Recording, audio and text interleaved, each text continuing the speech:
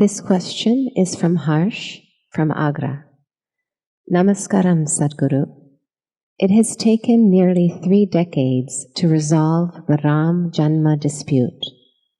With Ram Janmabhumi Puja just days away, there is a lot of excitement in Ayodhya. Even though Ram was a king, why is he worshipped even today? I want to understand how Ram is relevant in today's times.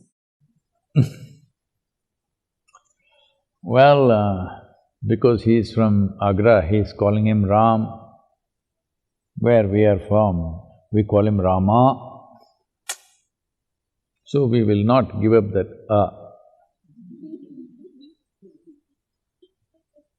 in case somebody just forgets that I am South Indian, because looking at my name, some people think I am a Punjabi. My name and my name and my mane, both, they think I must be a Punjabi. No, we call him Rama. I won't go further down to Tamil Nadu and call him Raman, then people will be confused. They may think that I'm talking about somebody else. Rama. See, this is the beauty of this culture, that there is no the God. There are qualities that we recognize as divine. If some human being displays that, we bow down to him because we are bowing down to the quality, not to the person. This is something that most of the world will not understand because they've been psyched with very dogmatic religions. What is God, what is devil, what is man, what is woman, everything is clearly defined. In India, nothing is defined because, I told you, masala, everything is like that, always evolving, always things happening. This costs a lot of life and energy to keep yourself disorganized and still move in one direction. But this is like a swarm of starlets or like a swarm of bees. It looks like they're going nowhere, but they're always going somewhere, they know where they're going. But for an outside observer, it looks like they're going nowhere. So you must understand this. Ram or Rama is from Ayodhya, which is where the temple construction is happening because it's his birthplace. The temple is few thousand years old. Nobody knows exactly first temple, what age it came up. Then developments happened over millennia. But about 500 years ago, it was demolished. Systematically, lot of temples were demolished, upon which other religious places were built with using the same construction material. Pull down this and build something else out of it. So, Rama being an icon, you must understand, he is an icon, not a god. Because we did not call him a god, we called him Maryada Purush, Purushottam, that means an elevated man. The very word Purushottam means an elevated man. Rama is always referred to as Purushottama. That means among the men, he is above them because he is so elevated. What is so elevated about him? Well, he went through trials and tribulations, I will not go through the whole works, but series of disasters, serial disaster, his life. He loses his kingdom, loses his wife, has to fight a war, then comes back, again loses his wife, loses his children, almost killed his children, endless number of disasters. Through all this, he goes through peacefully, blissfully. Pain, but still blissful. On one level, on a personal level, he has much pain which he expresses, but he never allows that pain to make any decisions about anything that he is doing. Well, when a man acts like this, we say he is Purushottama, because he is… Uttama means an elevated one among the men. It's very important that he is a man. He was born in Ayodhya and died at a certain age and went through all this life, traveled through Indian geography, coming down to south and again going back to north. After having killed his adversary, a man who kidnapped his wife and was living and ruling wantonly, after killing him, he comes back and goes into a year of repentance. So his brother asks, "Are you crazy? This is the worst kind of guy. You had to kill him. And now you want to repent? What does it mean? Did we all do wrong?" So Rama said, "See, there are many negative things about this Ravana, but he was a great devotee and he was a great administrator of his kingdom. He exploited everybody else, for which I had to kill him. But he was a great devotee. For that I'm repenting, that I killed a devotee. Well, this man needs to be emulated, and it's very important that he is a man. If he becomes a god, you'll hang him on the wall and forget about him. Nobody tries to ever emulate a god, you must understand this. God means is beyond emulation. That is the idea of human mind. A man means, if he's doing really wonderful, naturally there is an aspiration in everybody, why can't I be like this? So it's extremely important that he is a man. He was a king, he lost his kingdom and again came back and walked away from all the wealth and pomp of his kingdom just because somebody else was upset. His stepmother was little upset and she was doing little kuchu-kuchu behind his back. She said, "If this is what you want, I will leave." Well, this man needs to be emulated. When people are hanging on to power like crazy today, no matter what, even if they lose the election, they don't want to go. At a time like this, emulating Rama is very, very, very important. So why is this temple important? The temple is important because in many ways, at least in the northern part of the country, in south, not so much, it is very much there but not so much. But in the north, Rama is their spirit. And 500 years ago, when foreign invaders from Turkey and some from Mongolia later on, they came and they systematically went about destroying all the temples, which were ancient temples built long time ago, which was the fundamental force for that society, and put up whatever they wanted to put up hurriedly on top of it. This dispute has been raging. This dispute has been in the court for, I think, if I'm correct, about 135 years since the British era. It has been in the court and going on and on and on. Because we have developed a certain kind of wanting to be politically correct at any cost, unfortunately, in the country, no judge has been wanting to take a call on it. Everybody is pushing it so that his term is over, let the next one handle the trouble. Because two communities are fiercely contesting as to whose property is it.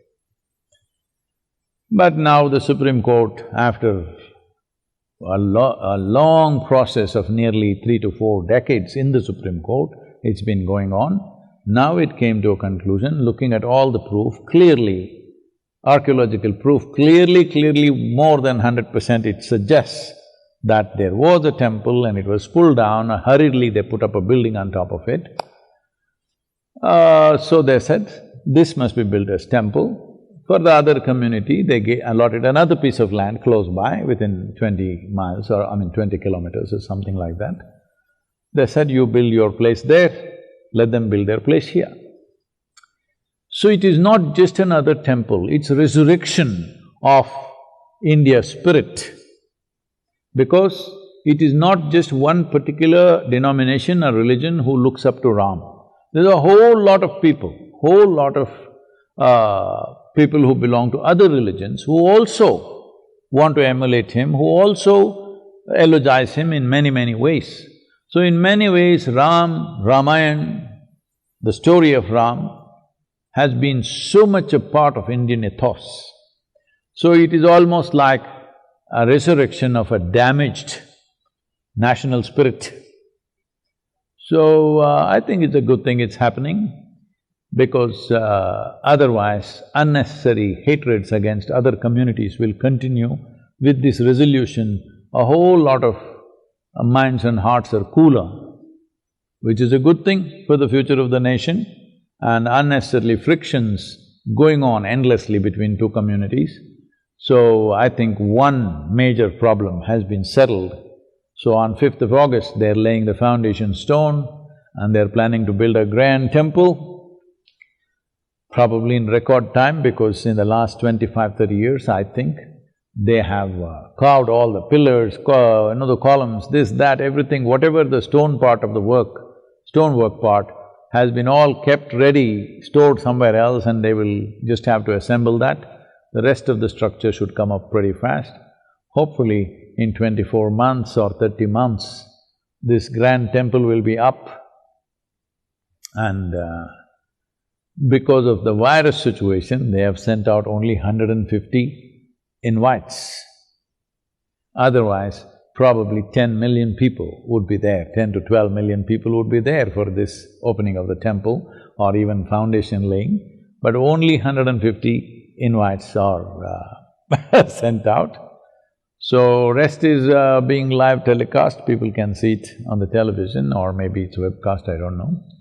So I think it's a landmark in terms of resolving disputes which continue for a long time, unnecessarily festering in a society like a wound. I think it should cool down many people.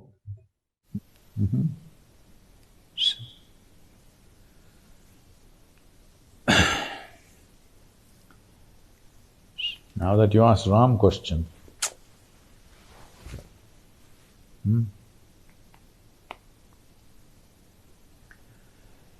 Ye tirugananu dayachu chadava inavam shottama Rama.